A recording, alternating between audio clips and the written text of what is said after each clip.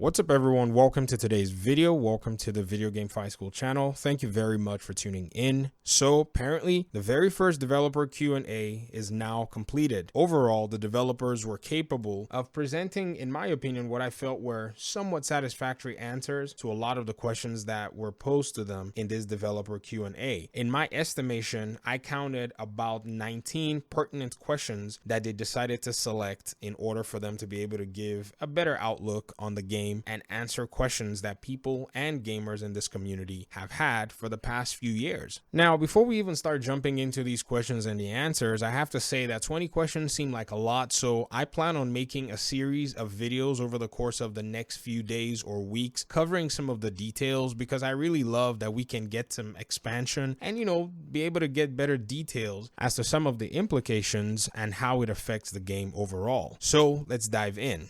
In order for us to be able to get a better picture, the format of this dev Q&A was done in a way where the developers went ahead and gathered a series of questions. They opened a Discord channel on their Discord server where they had a 24-hour period where people could go in and ask questions. In this particular Discord server, there were hundreds and hundreds of questions. If you scroll through, you're going to see that there's absolutely no way that they would have been able to answer all these questions in a 1-hour developer Q&A. So what they decided to do was to go ahead and probably gather the questions and make sure that they solved for as many redundancies as possible. Perhaps they went through maybe a specific time frame, or they looked and saw questions that related to things that they wanted to answer and they felt confident with, and then they presented them in the dev Q&A and the developers overall answered. So the executive producer, the creative director, and the game director all were in this process in terms of answering, as well as a community manager who was posting the questions. It was really interesting. I enjoyed the way that it happened, and I have to be honest,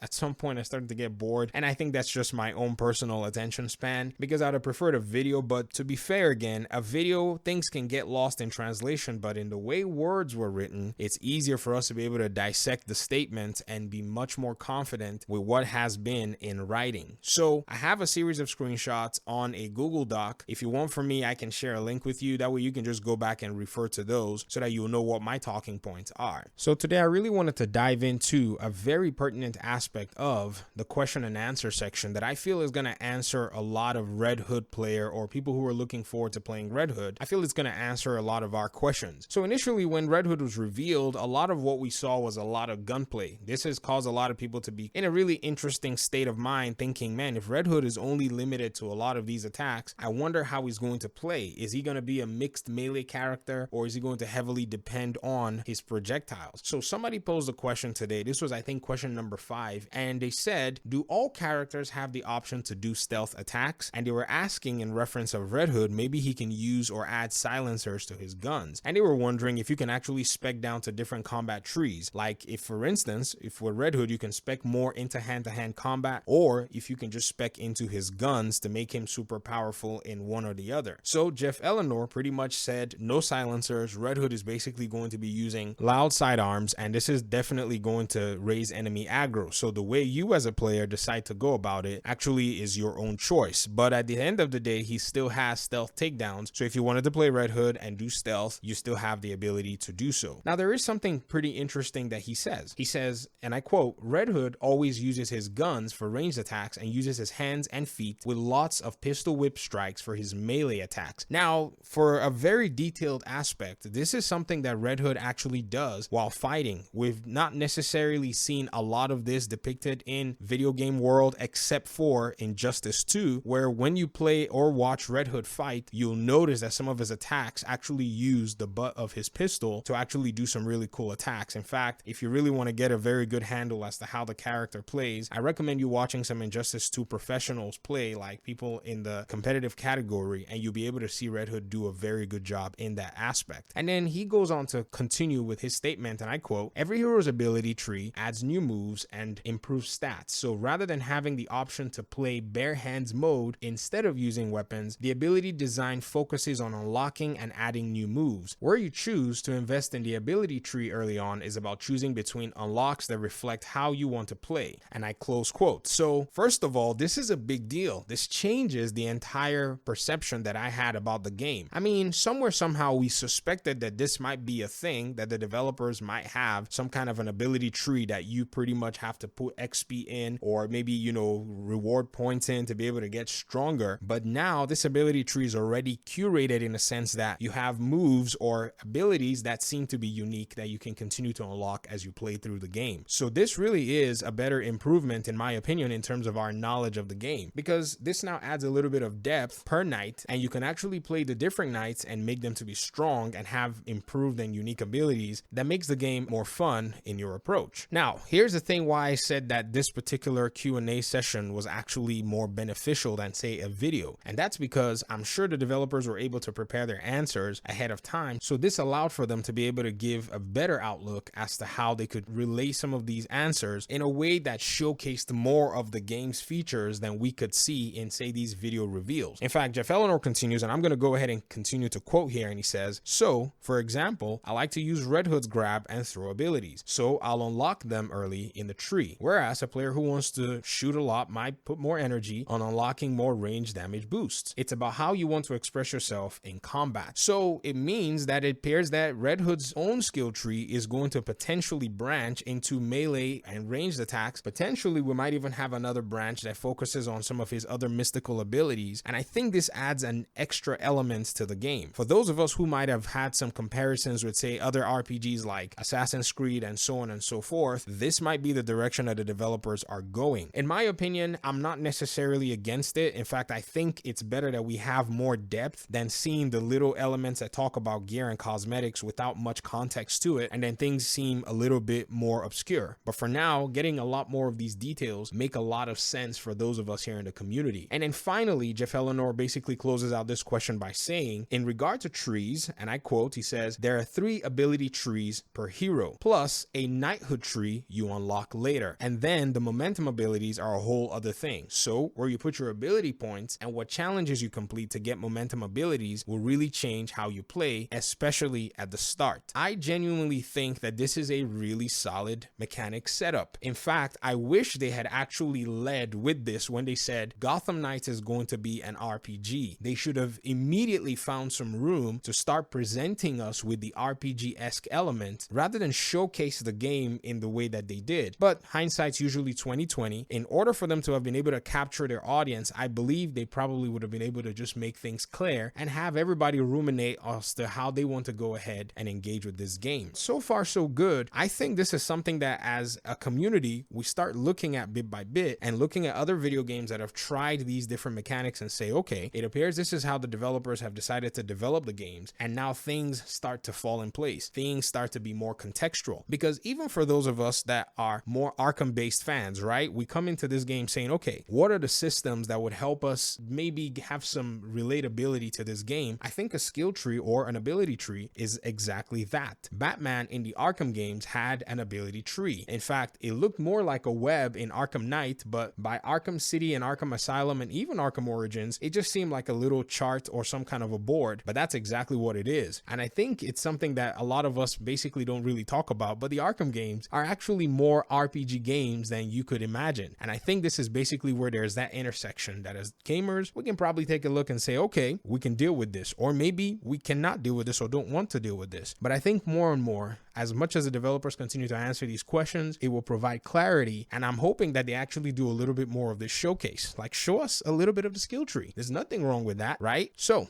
this is pretty much my own thoughts so far regarding this particular mechanic, and like I said, I think this really does change everything right now. We're now at a precipice where we're getting deeper information about the game, and I think this is basically going to help people be able to wrap their minds around exactly what this game is about in much more detail. So talk to me in the comment section. Tell me what your thoughts are. I'll be happy to engage in the comment section. I appreciate you guys for watching the video. Thank you for your time and audience. Peace out.